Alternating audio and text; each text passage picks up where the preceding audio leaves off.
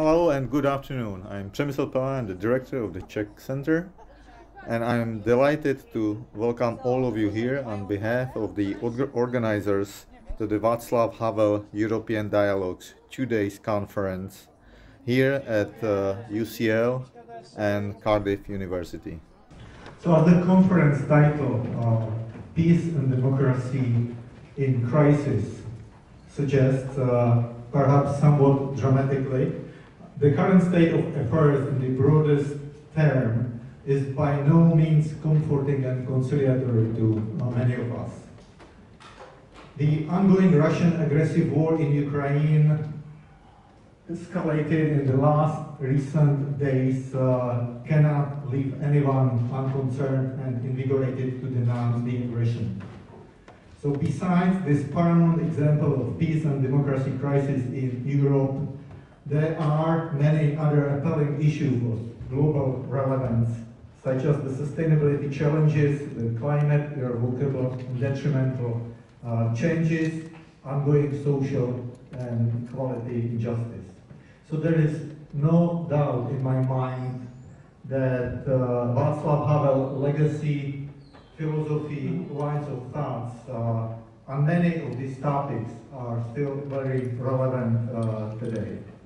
Therefore, I'm very pleased that we have assembled such a representative lineup of experts and leading academicians to discuss in today's panel topics from normalization to the loss of norms, democratic backsliding, forms of totalitarianism, to mention a few. Our discussions will continue. I invite you tomorrow also in Cardiff on the themes of dichotomy between politics and morality, role of dissent and environmental crises.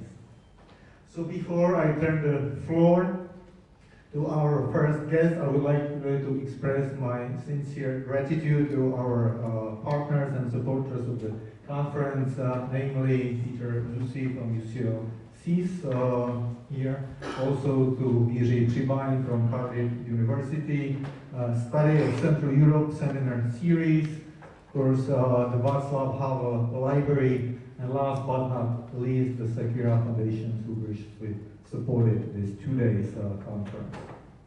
So now let me introduce and invite to the podium for the opening remarks, perhaps the most suitable person, the former spokesperson and personal friend of President Václav Havel, the ambassador to the United States, United Kingdom, and Israel, the author of the book on Václav Havel, and currently the director of Václav Havel Library, Michal Žantovský.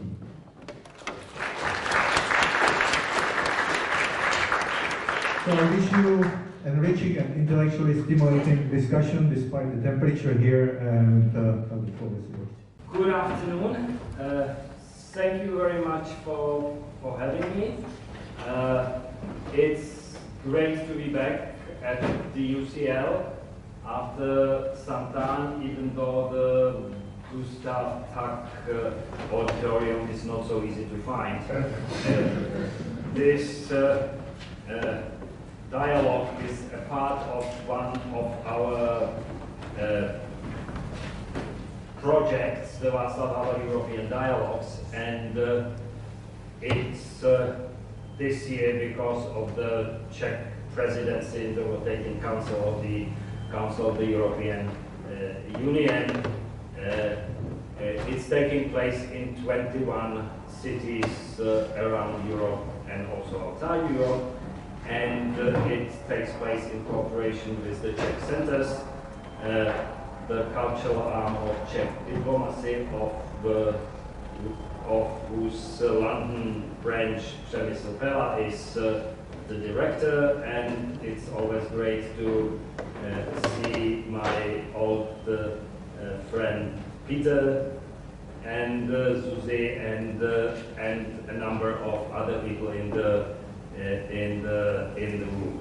And so I started on this positive note, but I'm afraid I'm not going to continue in the same vein, and I'll try to explain why. 10 years ago, it would have been quite easy to be sitting here and sound optimistic about the state of affairs and European future. The global financial and debt crisis was receding. The United States had its first African-American president, and the Czechs had a good chance to elect one of Havel's closest collaborators as their new president. London had a popular mayor and a fabulous Olympic Games, bringing together James Bond and the late Queen Elizabeth II. So the future was bright. 10 years later, regretfully, the Queen has passed away. The mayor is gone. The United States had a different kind of a president, and the Czech Republic also had a different kind of president than we envisaged 10 years ago. Only James Bond is still here. And we stand here, buffeted by the multiple crises that envelop us, and we cannot help but ask, how did we get to this point? You know, 10 years ago, we didn't have an inkling. And so these Václav Havel European dialogues will focus, among other things, on some of the recent disrupting influences which have made the solution of our current problems harder. And as the prospect for this panel rightly said, unlike in the period of normalization, that was the period of 1970s and 1980s in the history of the Czech Republic under the communist rule, we do not yet have a proper term for this flagrant disrespect for the norms and standards of international and domestic behavior. During the period of normalization, after the Soviet-led invasion of Czechoslovakia in August 1968, we were forcefully fed remnants of a failed ideology that nobody believed, including those tasked with spreading. These days, on the contrary, the ruling powers do not even pretend to have anything like a legitimate ideology, and rely instead, in a beautiful application of the Orwellian newspeak, on accusing others of Nazism, genocide, and nuclear blackmail. They gave up on restoring old norms or propagating new ones, but they are hell-bent on destroying or at least relativizing any existing norms. Perhaps then something like nihilization would be an appropriate term for this. The new totalitarianism as practiced in Putin's Russia is thus different from the normalization, hypocrisy, or what Havel used to call the post-totalitarian period, nor does it represent a return to the classical ideological totalitarianism of Hannah Arendt and others. And Havel was prescient based on his and his nation's long experience with the despotism of the Russian variety in seeing this new kind of threat from the East when most other European politicians still saw Putin as someone to do business with. In 2008, that's 14 years ago, Václav Havel said, and I will quote, "The Putin era has brought a new type of dictatorship, all the more dangerous for its inconspicuous mask. It is remarkable in that it weds the West of communism with the West of capitalism," unquote. Like its previous forms, it doesn't need large numbers of ideological cadres, propaganda machines, and smuggled weapons to infiltrate other countries and weaken or undermine their political systems and societies. Its primary weapons, greed and fear of being left behind, are already in place. It is enough to manipulate them for your advantage.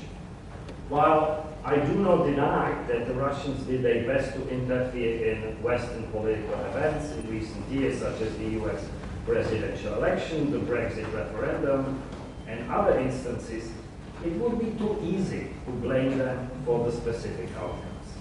It were the domestic fees and domestic greeds that played the main role in the events. What has happened to the world over the last 3 years has been often viewed as a perfect storm of several seemingly unconnected crises.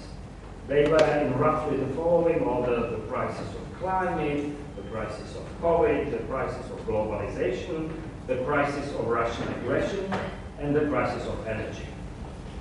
Maybe I let some out.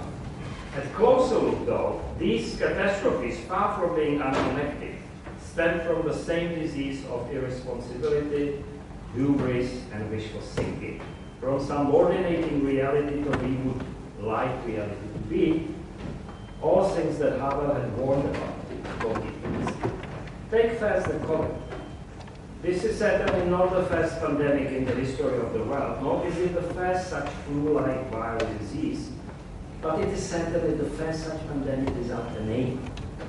Although there is little doubt that the virus first occurred in humans in Wuhan, China, and that it was transmitted to humans from bats, possibly through lab experimentation, it is not spoken of as a Chinese flu, as was the case of the Spanish flu of 1918 and 1920, although that one actually did not originate in Spain, or the Asian flu of 1957, the Hong Kong flu of 1968, the Russian flu of 1977, nor do we speak of it as bat flu as opposed to common flu, or avian flu, bird flu, or swine flu. All we have is an acronym, COVID, standing for coronavirus disease, and the last few digits of the year of its first occurrence, 2019. And this may seem to be just a technicality, but it is a technicality that effectively sterilizes the disease from possible traces of anyone's responsibility. In this respect, it is in keeping with the modern practice of stripping a concept of any connotation that might possibly be offensive, wittingly or unwittingly, to any person or group of people. The result, Havel would think, are concepts that cannot be used to assign responsibility for the events. The events simply happen.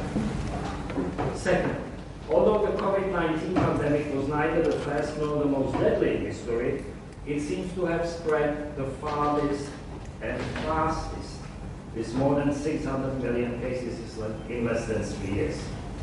The epidemiological data show that the main drivers of its rapid transmission were the same as the drivers of our recent well-being and growth. The COVID clearly spread along the globalization routes, together with the goods, services, and tourists that define our current globalized prosperity. And moreover, the tortuous but in the end largely successful efforts at its containment and preventing it from spreading further simultaneously disrupted the global trade routes, logistic chains, and airline schedules to a degree which is still hard to comprehend. Seen from this perspective, the COVID pandemic, although unpredictable as to its timing, place, and severity, was a disaster waiting to happen.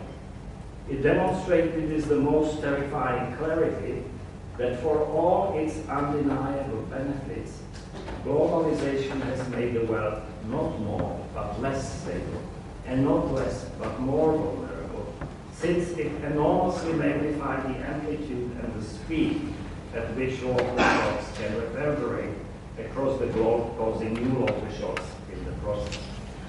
Václav Havel sometimes liked to use the metaphor of the butterfly effect, in which events at one end of the world elicit consequences at the other.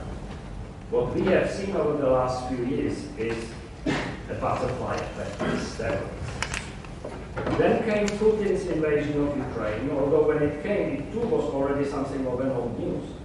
Putin first used the energy weapon against Ukraine by interrupting the gas deliveries in January 2009. That's 13 years ago.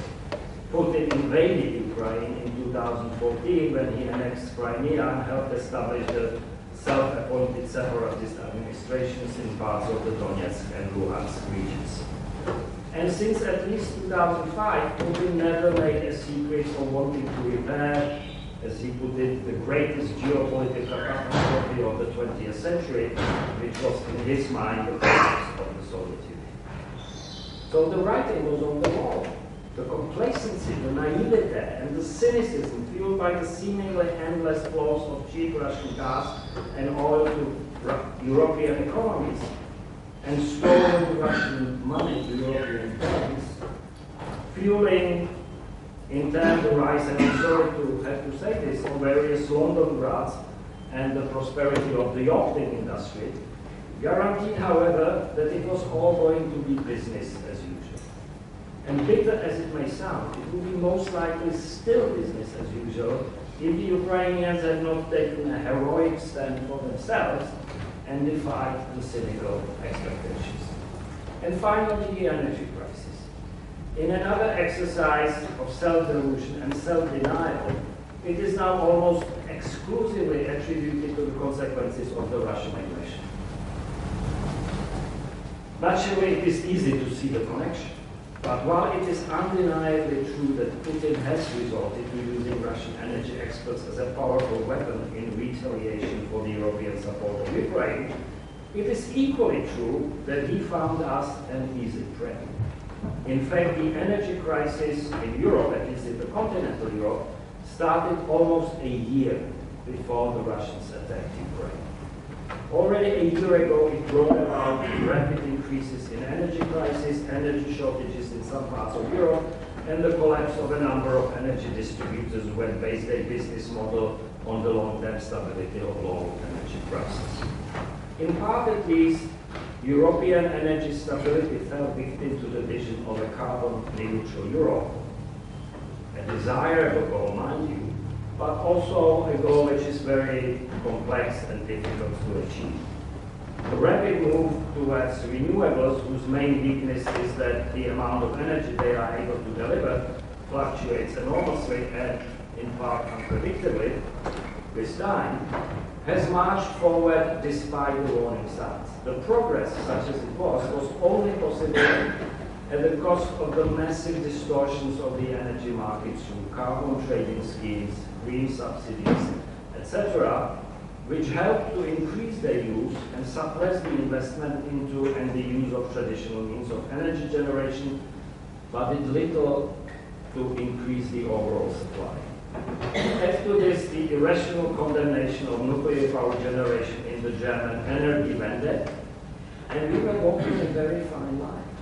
It didn't matter all that much as long as the German economy was gorging on the enormous amounts of inexpensive Russian natural gas, a fossil fuel, mind you, not as polluting as coal, but a lot more expensive.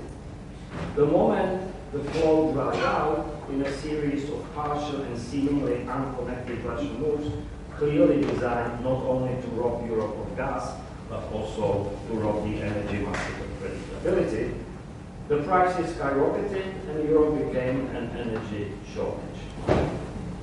It was another example of self-induced blindness stemming from arrogance, hubris, and the wish to subordinate reality to wishful thinking without planning for a rainy day.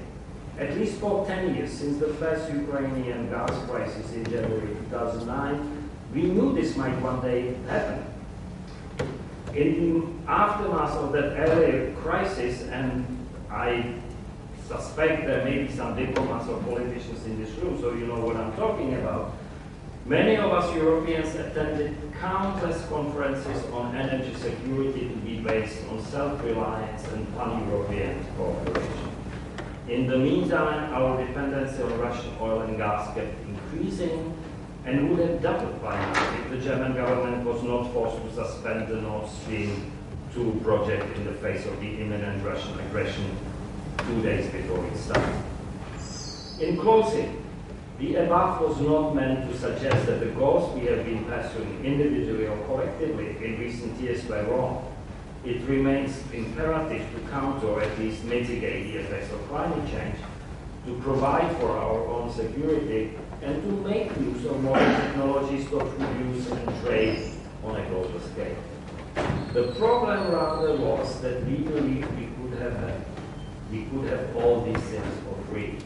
That in order to preserve our way of life, we would not have to make sacrifices.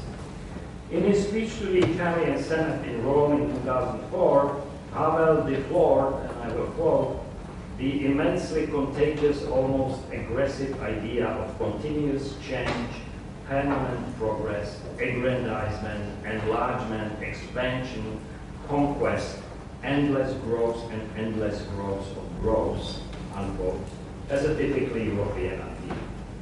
In short, he seemed to suggest that in order to live better and more responsibly, we might have to do with little less and think about others a little more. Thank you very much.